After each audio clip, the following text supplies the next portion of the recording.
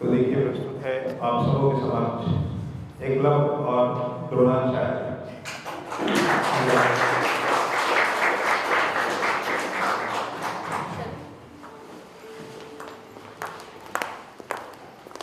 नमस्कार। विश्व रंगमंच दिवस पर आप सबका हार्दिक स्वागत एवं अभिनंदन। हिंदी साहित्य पढ़ने वालों में ऐसा कौन होगा जो हरिशंकर परसाई जी को नहीं जानता। परसाई जी मूलतः एक व्यंग्यकार थे। व्यंग्यकार तो हजारों हुए, लेकिन हरिशंकर जी जैसा कोई नहीं, उनका कोई तोड़ नहीं। तो पेश है उनकी कथा पर आधारित एक लघु नाटक एकलव्य और द्रोणाचार्य, नाट्य रूपांतरण एवं निर्देशन श्री ओम कटारे। अब बात बहुत पुरानी नहीं है, बल्कि अभी कुछ दिन पहले की ही है। एक विश्वविद्यालय में राजनीतिक विभाग के प्रतिष्ठित अध्यापक थे, जिनका नाम क्षमा चाहती हूँ। क्या है अम्मा? अरे मैं काम पर हूँ अम्मा। जो मन करे बना लो। भिंडी टिक्की जो बनाना है बनाओ अम्मा, कद्दू बना लो, मैं रख लूँ। क्या कर रही हो? ऑडियंस सामने बैठी है। I am sorry. अब नाटक के दौरान फोन की घंटी बजती है तो कितनी डिस्टरबेंस होती है, ये तो आप समझ ही गए होंगे। तो मेरा आप सबसे विनम्र निवेदन है कि अपने अपने फोन स्विच ऑफ कर लीजिए। धन्यवाद। हाँ, तो मैं कहा थी एक विश्वविद्यालय। हाँ, एक विश्वविद्यालय में राजनीतिक विभाग के प्रतिष्ठित अध्यापक थे, जिनका नाम द्रोणाचार्य था। अब द्रोणाचार्य को पदक्रम के अनुसार तो उन्हें रीडर कहते थे।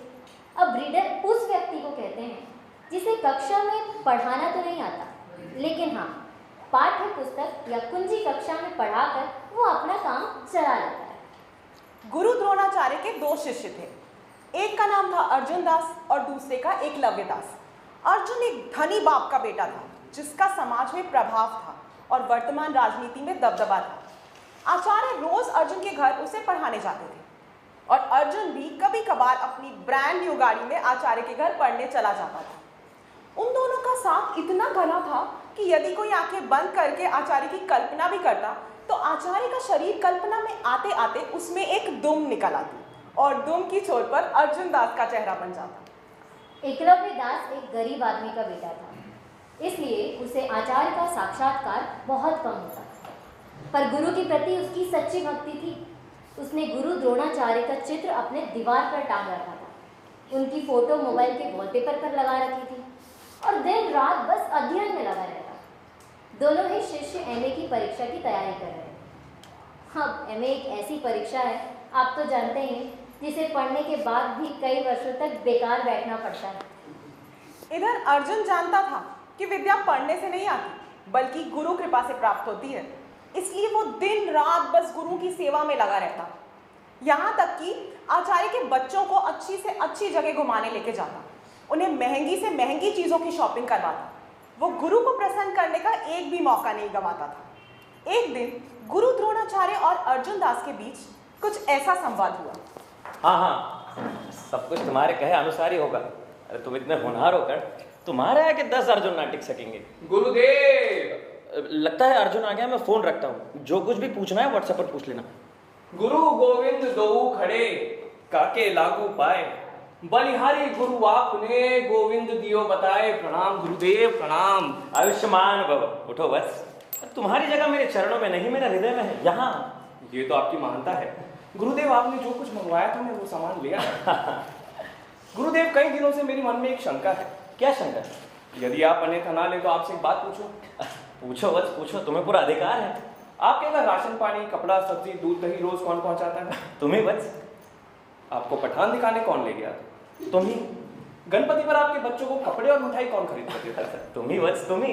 क्या कोई दूसरा ऐसा शिष्य है जो आपके मुख पर आपकी प्रशंसा मुझसे अधिक करके आपके मन को प्रसन्न करता हो?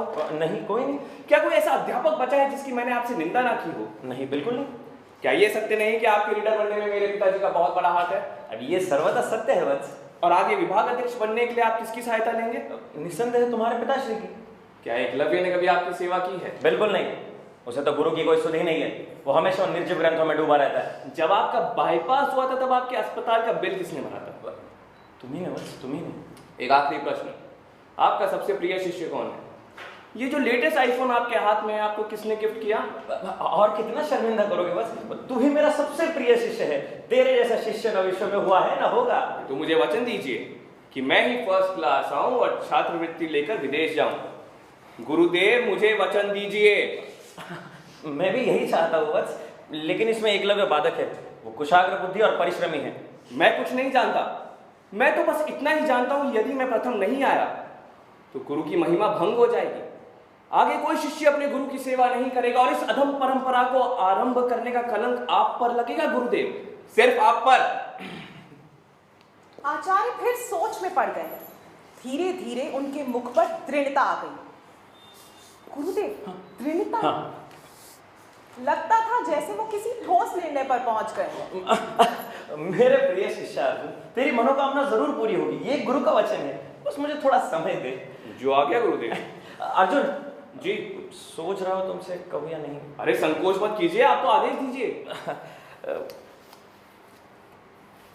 ये कुछ वस्तुएं हैं, अगर ला सको तो। Latest smart TV 65 inches. ला सको तो।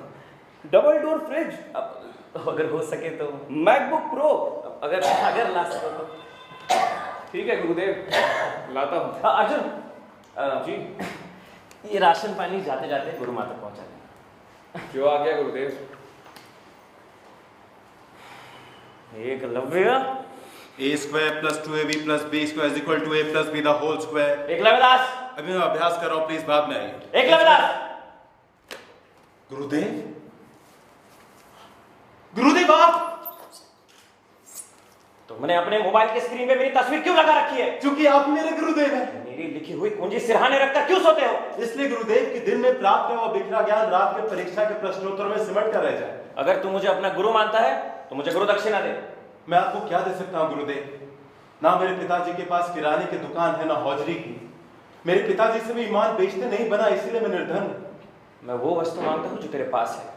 मेरे पास ऐसी कोई वस्तु नहीं है जो मैं आपको दे सकूं गुरुदेव। है, तेरे पास है। मुझे अपने दाहिने हाथ का अंगूठा काट कर दे।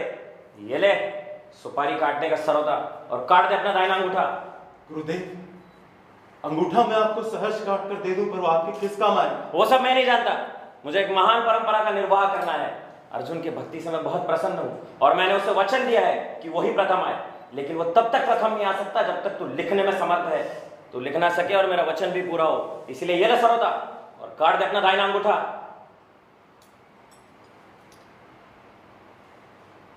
क्या सोच रहा है?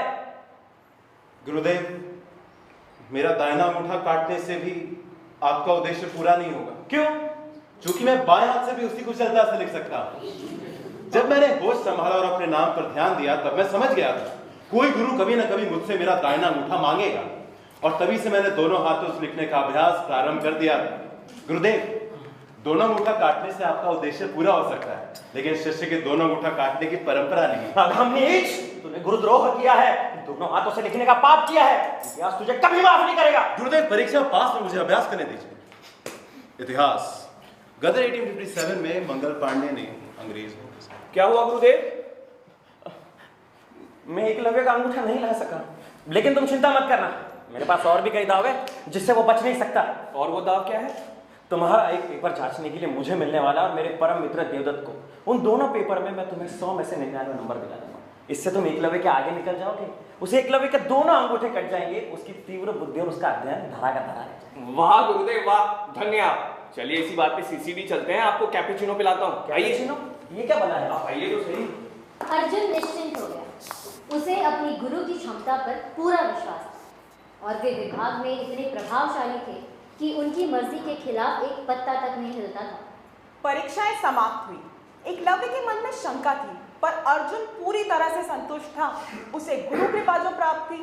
लेकिन ये क्या, जब अंतिम पेपर देकर अर्जुन शाम को लौटा तो आचार्य मुंह लटकाए बैठे थे। क्या हो गया गुरुदेव? मैं अधम हूं, मैं नीच हूं, मैं अपने वचन का पालन नहीं कर सका। आने वाले समय में कोई भी शिष्य गुरु की सेवा नहीं करेगा। अरे आगामी गुरुओं की पीढ़ियां मुझे धिक्कारेगी। अरे पर हुआ क्या है? अरे धोखा हुआ है। अरे जो पेपर जांचने के लिए मुझे और देवदत्त को मिलने वाला था, वो पेपर उप कुलपति ने किसी और ही अज्ञात व्यक्ति को जांचने के लिए दे दिया। अरे पर ये कैसे हो सकता है? पेपर किसके पास जाना था ये तो आपने तय करना था। लेकिन एकलव्य ने मेरी रिपोर्ट कर दी थी। अरे सीबीआई वालों ने मुझे 8 घंटे तक रुका के पूछताछ की। और तो और इसमें सही गलत में अगर पकड़े गया तो पद भी चला जाएगा। गुरुदेव, प्राचीन काल में भी एक एकलव्य हो गया है ना? हाँ, लेकिन उसमें और इसमें बहुत अंतर है। अरे वो पुण्य युग था, ये पाप युग है। अरे उस एकलव्य ने तो बिना किसी तरह के अपना अंगूठा काट के अपने गुरु को दे दिया था, लेकिन इस एकलव्य ने तो गुरु को ही अंगूठा दिखा दिया। अब हम नीच। गुरुदेव, आपके आशीर्वाद से मैं परीक्षा में प्रथम आया हूं और छात्रवृत्ति लेकर विदेश जा रहा हूं। ये देखिए मेरा रिजल्ट। अंग्रेजी में 55%, भूगोल में 90%, गणित में भी 90% और हिंदी में, अर्जुन हिंदी में 95%। गुरुदेव मुंह मीठा करेंगे? हम नीच, इतिहास तुझे कभी माफ नहीं करेगा। इतिहास में 90% गुरुदेव। गुरुदेव, वो आईफोन दीजिए। अर्जुन, कल बैंक वाले टीवी, फ्रिज और मैकबुक प्रो भी ले जाएंगे। अरे अर्जुन, गुरुदेव, आपका श्रोता पिछली बार यही भूल गए। अरे रख लेना सुपारी काटने के लिए। समय बदल गया है। आज न गुरु द्रोण जैसे गुरु रहे और न ही एकलव्य जैसे शिष्य। लेकिन हाँ, रिश्वत देकर अपना उल्लू सीधा करवाने वाले अर्जुन दास जैसे लाखों घूम रहे हैं। हमें ऐसे लोगों से बच के रहना है और राष्ट्र हित के बारे में सोचना है। जय हिंद, जय भारत।